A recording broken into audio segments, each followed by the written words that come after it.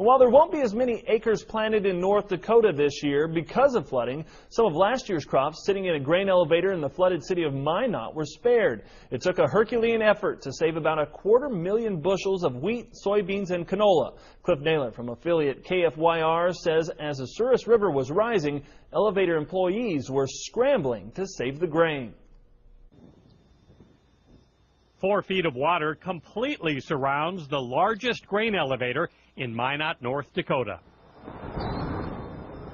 But almost all of the wheat, soybeans, and canola stored at Prairie Grain were moved to higher ground just before the Souris River flowed into town. We had 2 to 3 spouts loading the truck at all times. We'd weigh it and send it over to our extra stations that were high and dry. Mike Wolf was one of the drivers who maneuvered semis through water to save hundreds of tons of commodities.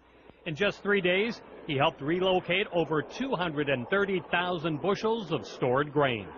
We just kept on going, and we had a trail of water every time we come through. You know, it was just amazing what was going on.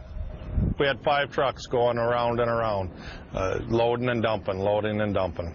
While Wolf was protecting the elevator's inventory, many of his fellow employees were emptying out the contents of their homes before water rose to the rooftops. There isn't really any word that's going to describe it. I mean, it's just unbelievable what you see, the damage, all the people that have lost their homes and stuff.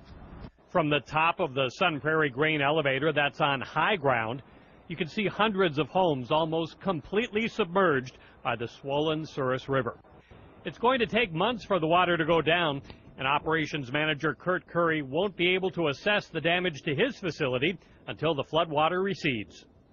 We have to dry out all of our motors and, you know, gear drives and all of that kind of equipment. Despite all the devastation that surrounds this elevator, Curry says things could be worse. Most of the facility's grain was saved. The structure wasn't permanently damaged, and he's already looking forward to taking in grain again this fall.